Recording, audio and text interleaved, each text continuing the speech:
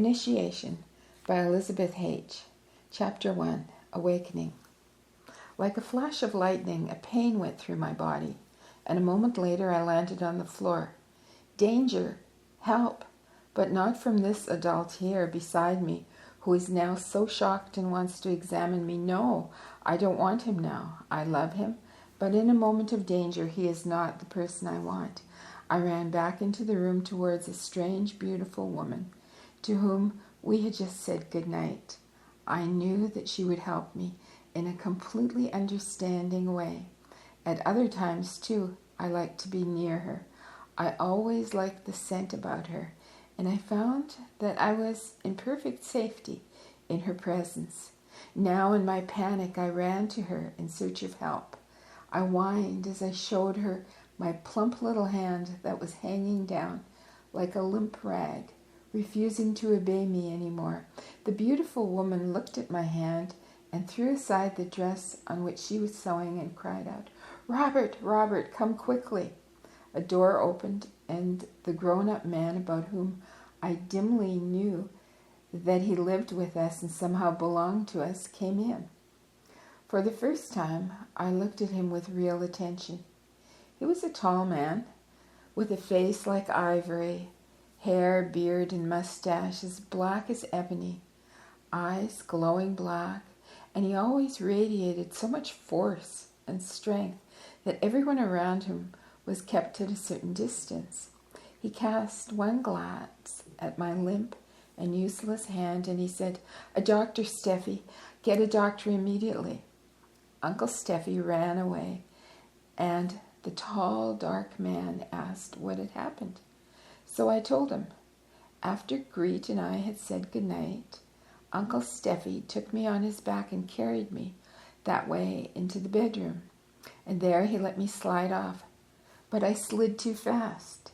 To keep from falling, he suddenly grabbed my hand. In the same moment, I felt a violent stab of pain in my right wrist, and when I tried to raise my hand, it just hung limp.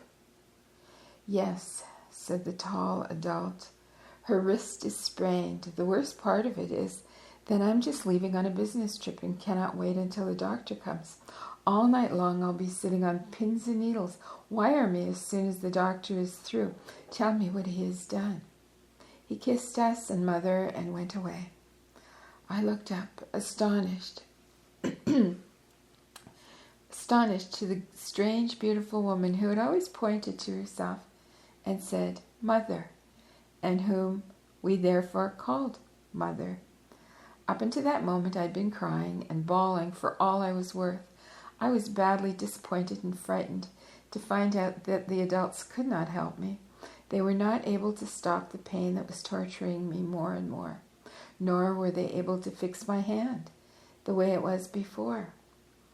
When I heard that the tall, dark adult was going to have to spend all night sitting on pins and needles, I was so astonished and concerned for him that I suddenly forgot all about my crying and asked Mother, "Why is he going to have to sit on pins and needles all night long?" At first, Mother gave me a look of amazement and then began to laugh and said, "Because Father is all excited about your hand." But what kind of an answer was that? Simply nonsense. It didn't explain anything. The tall man that we called Father was completely in earnest when he said he was going to be sitting on pins and needles, and now Mother was laughing at me. Why? I had only repeated what Father had said. What did she mean by saying that Father was all excited? And why did that mean he was going to have to sit on pins and needles? Would that mean that he was going to be dangerously pricked?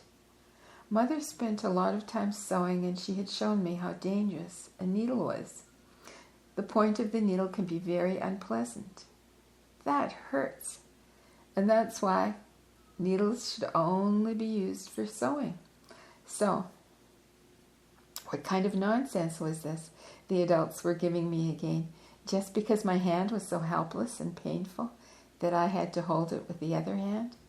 Why did that mean that Father is going to spend the whole night sitting on pins and needles, when, after all, they're only supposed to be used for sewing?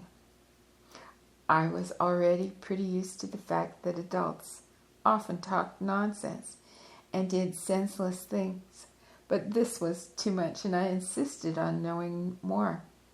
But I did not get a chance to ask more questions about his sitting on pins and needles because Uncle Steffi returned with the doctor. The doctor was a tall, impressive, friendly man who looked at me as if we had known each other for a long time. He lifted me up high and took me out of the protective nearness of my mother. That filled my heart with terrible fear. The moment caused a new wave of torturing again, and I began to bawl again for all I was worth. The doctor set me on the table. I saw my little feet dangling very close under my breast, and he shook his head and he laughed, and he said, "How ugly this little girl is when she's crying." I was stunned. What? He says I am ugly when I am crying? How does he know that? Up until now, I'd always thought one could see everything except me, everything and everybody else. The adults, the cook, Greet, the canary bird, my toys, in fact, everything around me was visible, even my hands, my little tummy, my feet, but I myself could not be seen. I was present, but yet not present, somewhere, but invisible. I had never yet seen myself, and I could not for the life of me imagine how it could be possible to see this something, this I. So, how could it be possible for this adult to see my desperation, my pain, my crying? That is me. Goodness, if he sees me, my amazed and horrified condition, that must really be ugly. For sheer wonder and amazement, I stopped crying, and I looked at the doctor quizzically. Then all the adults began to laugh out loud, and my mother said, "See how vain this little girl is. She is even suppressing her pain in order not to appear ugly." There we were again. Here was another one of those senseless remarks by adults. Vain, what is that? How could I be vain when I did not even know what that was? And how could I appear when I did not even know that I was visible? Up to now, I'd always thought I was the person doing the seeing. I it was who saw everything around. But I was in some way or other outside of the visible. All this was going on in my head, and I just wanted to ask another question when the doctor took hold of my limp little hand and pulled it hard, so hard I wanted to scream again. It hurt so terribly. The crazy man was going to pull my hand clean off, I thought. But then he twisted the little hand that somehow or other was fastened onto me, because it did hurt me terribly, and all of a sudden it was in its right place again. "There we are," said the doctor. "Now the joint will swell up a little bit, so for tonight we will bed it down on a pillow, and pretty soon we can forget the whole matter." Then the adults went on talking about how vain I was, saying that for pure vanity I had not even cried, and when the doctor was twisting my wrist back into place, Mother was particularly impressed by this, and that made me sad. I could see that this strange, beautiful woman, whom I already loved very much, just did not understand me. And even though the doctor could see me, J was certainly invisible to my mother. Oh, I think there's a typo here. I'm sorry. I think it's the J is an I. So let me read that sentence again. And even though the doctor could see me, I was certainly invisible to Mother. Nevertheless, she radiated a wonderful love. And a little later, as I lay on my bed with my hand resting on a pillow, I was happy that her fine, sweet face leaned over me from time to time and smiled down at me encouragingly. She radiated sweetness and warmth, and as long as she was near, I did not feel alone or abandoned. I knew that I could count on her. To a certain extent, she was in my power, and I had complete confidence in her. Gradually, I fell asleep. The night passed, and my hand again became the obedient instrument, the faithful friend that later on in life was to bring me so much joy, so very much joy, and was to help awaken me out of my unconscious state. But the doctor was wrong. I never did forget the matter, and through the law of association, he has remained permanently and indissolubly connected with my first awakening and my first becoming conscious in this life. From now on, my consciousness, my memory, was constantly awake. From now on, I observed everything around me as well as within me, with the greatest attention and with uninterrupted concentration. From now on, I knew that I lived in a home where the tall, dark, and powerful adult was unconditionally master. Mother called him Robert, and we had to call him Father. The whole household revolved around him. Mother belonged to him body and soul. His power spread over all of us, and later over many thousands of people, like a tent, like a protective envelope. Everybody that belonged to Father's sphere of influence enjoyed health, security, and prosperity. During the morning hours, Father was not at home, so I could be with Mother. I was permitted to accompany her in the whole apartment, even in the kitchen, and oftentimes when she sat quietly embroidering a big tablecloth with brightly colored threads, I was permitted to sit beside her and amuse myself by embroidering, in quotes, various patterns according to my own imagination, using the same brightly colored threads. At midday, Father came home, and after lunch, Crete and I had to go to the children's room, something I did not like at all. Crete was also a child of the house, like myself, only, as I was told, she was 3 years older than I. At the time I sprained my wrist, she was 4.5, and I 1.5. The following summer, we spent our vacation in a village beside a great body of water. We lived in a little farmhouse that was surrounded by a large garden and a big farm. Crete and I were allowed to run around barefoot, and we were also permitted to accompany a woman with a very brown and wrinkled face when we went to the barn where there was a cow, a calf, and a number of rabbits with red eyes. That all seemed very thrilling.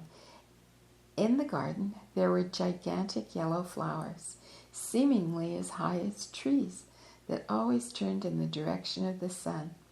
I liked them too. Father came only from time to time, and when he did, people said, "Today is Sunday." The rest of the time, we were alone with Mother, and I could spend the whole day with her. Every day we went down to the lake and bathed and splashed happily in the water. One day, Mother said, "Tomorrow's Sunday, but today is already a big day, and we're going to have a lot of fun because Father is coming." That definitely did not impress me as such a happy event, because I was only very slightly interested in Father, and I knew for sure when he was with us, Mother's time was always taken up with him. At such times, I had to go for a walk with Crete and with Sophie, the grown-up daughter of the wizened old farmer's wife. During the evening, when we were waiting for Father, I suddenly heard our neighbors telling Mother that the train had run off the track, and that was the reason why Father had not yet arrived. Mother was horror-struck. She called Sophie and entrusted me to her care, asking her to pay close attention to me, and not leave me alone for a moment, and then she hurried off to the station. Greet was allowed to accompany her. As Greet was 3 years older and could walk better than I could, I stayed alone with Sophie. It was already dark, and for the first time I was allowed to be up and outside in the garden at this time of day.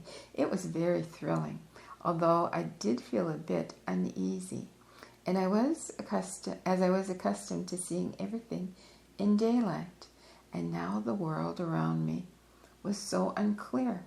I had a feeling of being near trees and flowers rather than seeing them, and the poplar trees whispered in such a mysterious way. But there was no more time for me to make further observations about the garden and the flowers, because suddenly something fearful happened. Sophie picked me up, crooked an arm around me, and carried me to the garden fence, where a horrible apparition rose out of the darkness. It looked like a man, but had a fearful kind of bush of feathers on its head. Its eyes sparkled in the darkness like burning coals. On its jacket there were tiny buttons, and over its shoulder it carried something I instinctively felt to be terribly dangerous. Later, I heard the name rifle. I found the sinister being very repugnant and hoped that Sophie would take me away as fast as possible. But to my great amazement, Sophie again did something completely senseless, true to form, of course. Instead of running away, she went up very close to the fence and allowed the horrible apparition to whisper something to her in a terribly deep voice. Then the man, by this time I knew it was a man, put his arms around her and held her tight. Since Sophie was holding me in one arm, he was holding me tight too, much to my distaste and great displeasure. But that wasn't all. He had a gigantic mustache, and its two branches in quotes, stuck out from his face like sharp horns. Next, he pulled Sophie quite close to him and acted as if he wanted to bite her. I expected that Sophie, in the face of this deportment, would finally run away, but no. With her free arm, she embraced the neck of the terrible apparition, and when he wanted to bite or eat her, she did not turn her face away, but held her mouth to his, and both of them acted as if they were completely bent on eating up the mouth of the other. At this time, they were squeezing me so hard, I could scarcely breathe. I fought with all my strength to keep this horrible apparition as far away as possible, struggling to keep my nose free. His presence was unspeakably unpleasant. He smelled of all kinds of things, and a certain kind of bitter smell was particularly repugnant. But neither he nor Sophie paid the least attention to me, squeezing my head so tightly that I heard the man's heart beating, while both of them acted for all the world as if each wanted to slip into the mouth of the other. Gracious, these adults, and the funny things they do. As they hugged each other, I could not for the life of me imagine what had got into the modest, quiet little Sophie. She was like a strange person who paid no attention to my struggles. And then, just as suddenly as it had appeared, the horrible apparition released us and disappeared into the darkness. A moment later, I heard the comforting voices of mother and father, and soon their happy faces appeared out of the darkness. All the neighbors gathered round and asked father about the derailing of the train. Sophie acted as if nothing had happened, not even bothering to tell anyone what a horrible being had held her in his arms only a few minutes earlier. She just stood there with her calm, innocent face. That was another big surprise for me. But I had no time to think about it, for father had brought us bonbons from the city, and I was extremely eager to find out whether I was going to get as many as Greet. I was satisfied. To each of us, he brought the exact same bonbons. And now, it was Mother's turn to spoil my fun, for just as I wanted to stick all the bonbons into my mouth at once, she took them away and gave me just one, promising that I could have another one the next day after lunch. Oh my! Someday when I'm grown up, I'll eat as many bonbons as I want, all at once. But this time, I had to give them up and go to bed.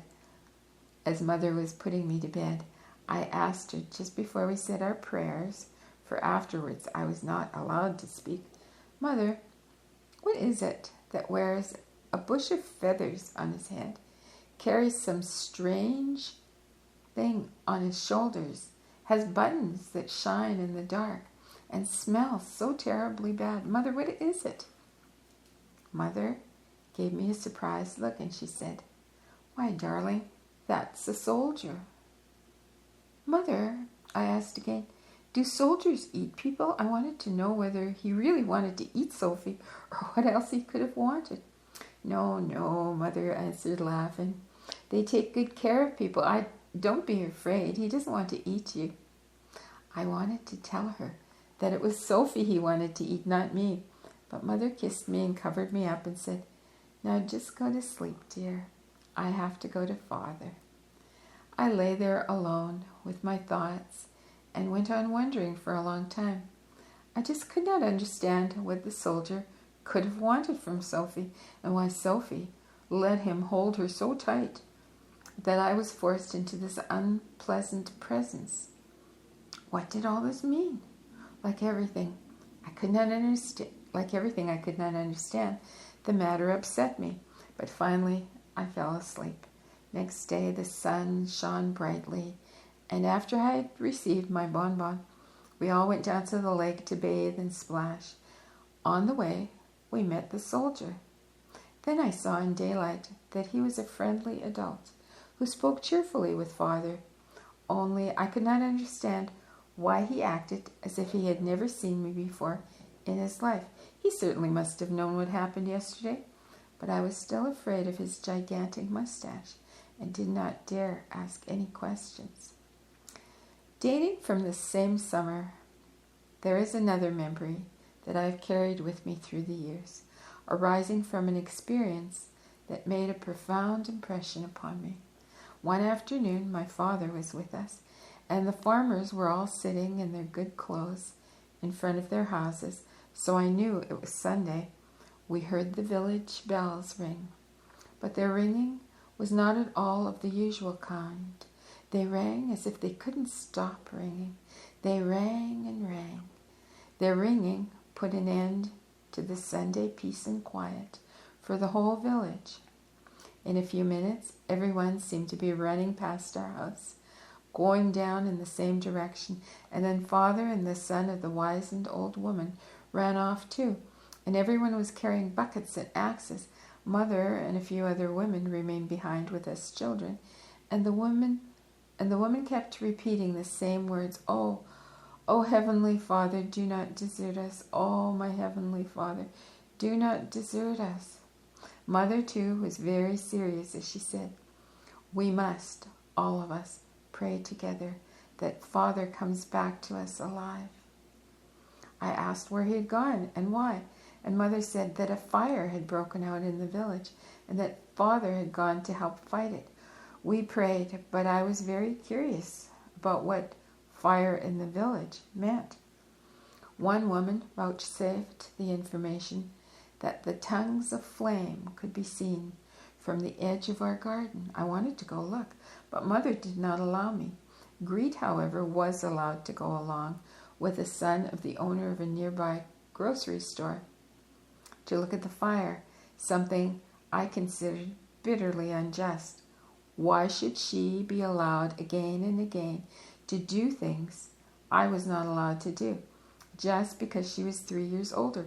If fire is dangerous, then it's just as dangerous for her as it is for me, even if she is 3 years older. Oh, these 3 years. How many more times will I have to hear that she is 3 years older every time she's allowed to do something, and I am not? and every time I refused to recognize and tolerate her authority. Late in the evening, a few men came back past our house, then more and more, all exhausted from their efforts, and talking about how Father had saved several houses, and how he had defied death again and again by plunging into burning houses to save children or animals, and how he had been an untiring leader whom all the rest of the men had obeyed. With a steady stream of inspired ideas, and with his unshakable courage, he set an example that others followed, so that everyone performed extraordinarily well, and the fire was finally localized. Mother listened proudly, and when Father finally came home with the son of the wrinkled old farmer's wife, Mother threw herself into Father's arms. "Oh, you dear, dear Robert, how wonderful you are! Wonderful in every way." Father smiled silently. He was covered with soot and withdrew quickly to wash and get cleaned up. To me, it seemed a completely natural thing that Father was such an exceptional person. The concept Father was identical in my mind with that of great master, who was above everyone and whose will everyone had to follow. His word is law, and obviously he is perfect. If it were not so, he would not be the great master. In those days, I was only very slightly interested in Father. He simply meant for me an unshakable feeling of security. He was no problem for me, so I paid very little attention to him. Only when the whole family was out walking, Father, Mother, Greet, and I, and with his powerful hand, he took hold of mine to help me across the street. I noticed that his hand seemed to radiate tremendous strength, and that his fingernails were always as clean as fresh snow. So for me, it was obvious that Father wanted to wash himself free of soot and grime immediately. The summer passed, and we were back home again.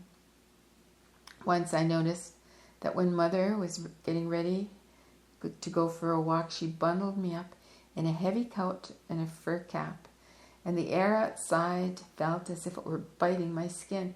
People told me that it was cold. My nose and my feet did not like it, but there were white flakes floating down out of the sky, and everywhere in the stores there were Santa Clauses with white beards. And later there came a time when Mother put a straw hat on my head and helped me slip into a light coat. The fields and the gardens were alive with flowers, and we were permitted to play with our ball and hoop in the city park.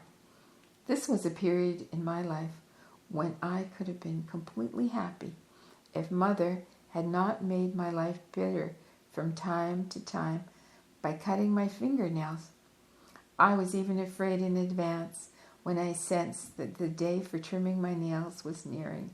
The skin under my fingernails was so sensitive that to touch anything at all after my nails were cut, even the contact with the air itself, caused me terrible suffering. After each trimming, I would run around the room screaming with my fingers spread apart, not allowing anything to touch me.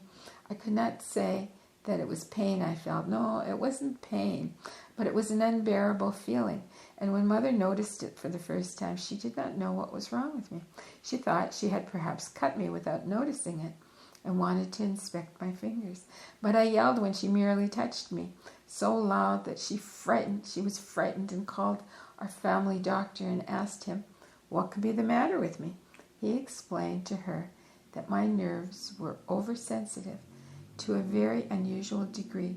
He advised my mother to bathe my hands in lukewarm water each time she trimmed my nails, letting me splash around in the water for a while.